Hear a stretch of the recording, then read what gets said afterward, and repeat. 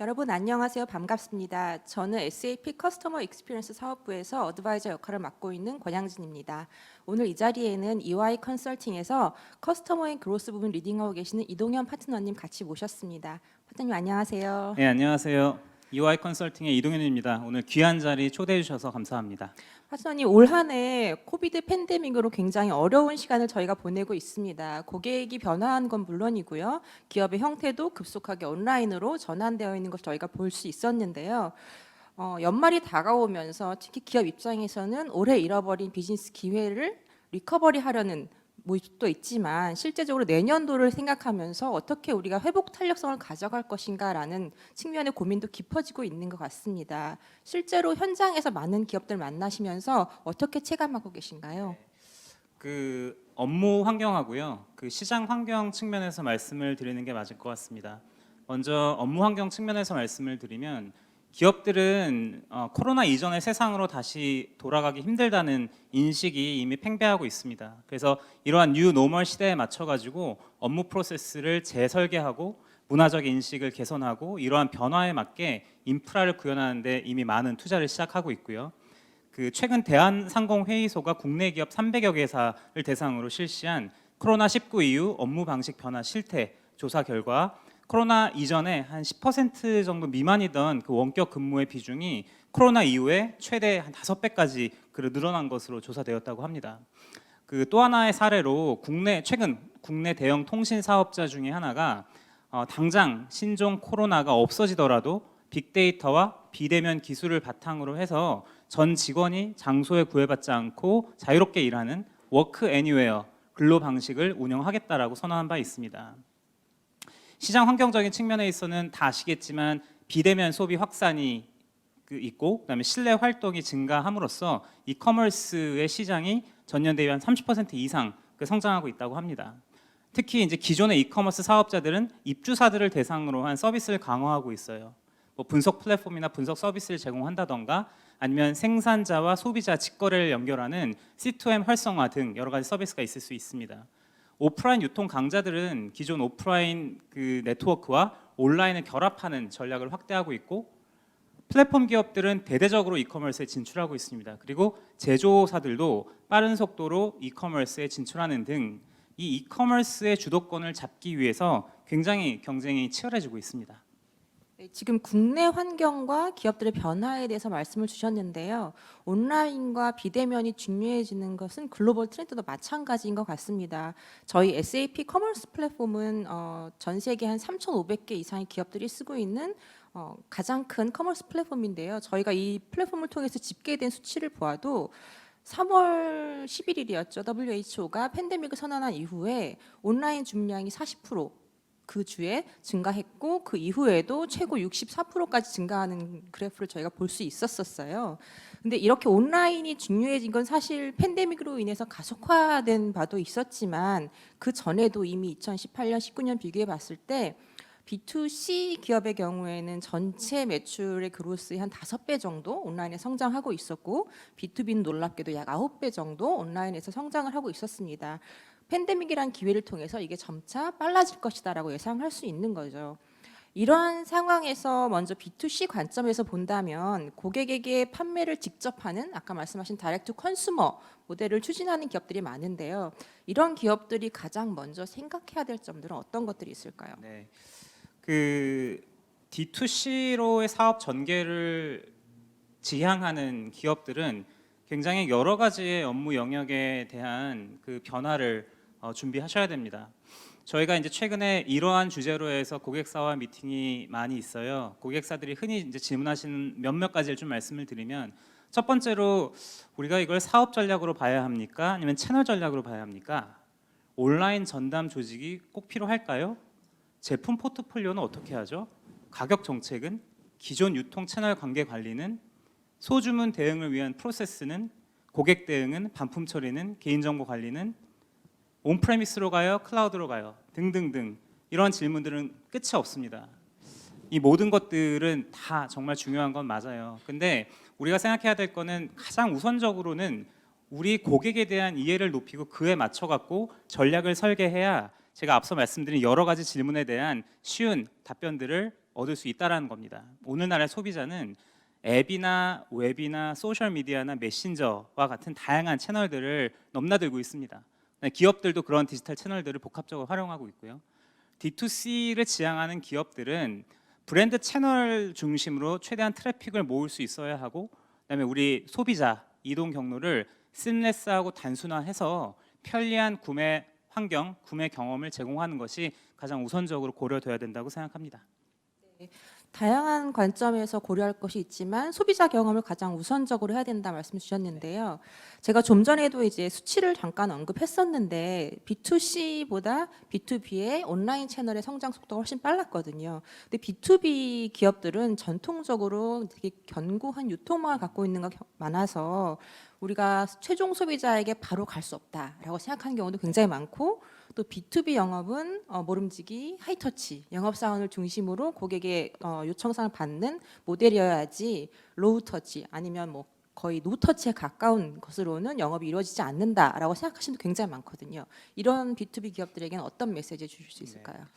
권 파트너님께서 좀 전에 좋은 말씀 해주셨는데 그 몇 가지 B2B의 특성에 대해서 좀 말씀을 드릴게요. B2B 구매 성향이라는 거는 일회성 소량 구매가 아니라 장기 대량 구매의 특성이 강하고요. 그 다음에 구매하는 과정에서 여러 이해 관계자의 의사결정을 필요로 합니다. 시간이 오래 걸린다는 얘기죠. 그 다음에 무엇보다 기업이 소비자이다 보니까 무조건 싼 것만을 찾는 것보다는 어느 정도의 높은 품질을 기본적으로 가지고 가야 됩니다.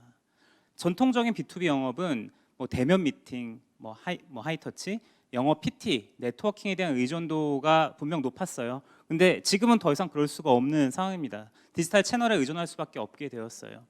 구매 담당자들은 본인이 갖고 있는 권한이나 예산, 그다음에 필요 요건에 따라서 구매를 해야 되는 제품이나 제품 정보를 빠르게 파악을 해야 되고요. 이 또한 디지털 채널을 주로 활용해야 될 겁니다. 그리고 커머스 플랫폼 내에 정교한 검색 기능이라던가 컨피규레이션, 시뮬레이션과 같은 의사결정 편의 기능에 대한 의존도가 높아질 수밖에 없다라는 게 또 하나 이제 특징이라고 볼 수 있을 것 같습니다.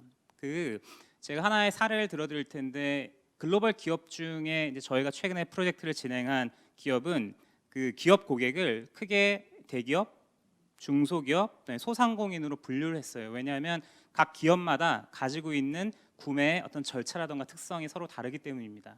그래서 이 기업은 그 각각의 구매 고객군 별로 플랫폼 정책이라던가 플랫폼 운영 프로세스를 서로 달리해가면서 B2B 고객의 특성에 맞게 프로세스와 시스템을 정비를 하고 있습니다. B2B 이커머스라는 게 분명 많은 투자가 발생하는 건 맞는데 우리가 소위 얘기하는 컨슈머라이제이션이라고 그래가지고요. 뭐 일반 소비자가 결국에는 우리의 B2B 고객이라고 생각하시면 됩니다. 그래서 B2B 고객들도 B2C의 경험을 통해서 편리했었던 그 경험을 B2B로 갖고 올 수 있을 거기 때문에 B2B 이커머스도 B2C의 그것과 비슷하게 그 제품의 어떤 사용이라던가 구매 행태에 대한 직접적인 정보를 갖게 돼서 고객을 대응하는 품질이라던가 속도를 향상시킬 수 있을 거고, 그게 결국 B2B 이커머스에 대해서 설득력 있는 투자 동기가 될 수 있다고 생각합니다. B2C, B2B를 막론하고 고객 경험이라는 것이 중요하다는 것이 관통되어 있는 것 같습니다. 빠르게 이렇게 비즈니스 환경이 변화하고 있는데요. 기업의 대응 속도도 굉장히 중요합니다. 그래서 온라인 구매 환경을 만들겠다라고 결정한다면 그 이후에 기업은 어떤 점들을 중요하게 고려해야 할까요? 제가 이렇게 말씀드리는 게 맞을 것 같아요. 한 개의 사례를 말씀드리겠습니다. 아마 권 파트너님께서도 이제 관심 있는 제품을 그 장바구니에 담아요.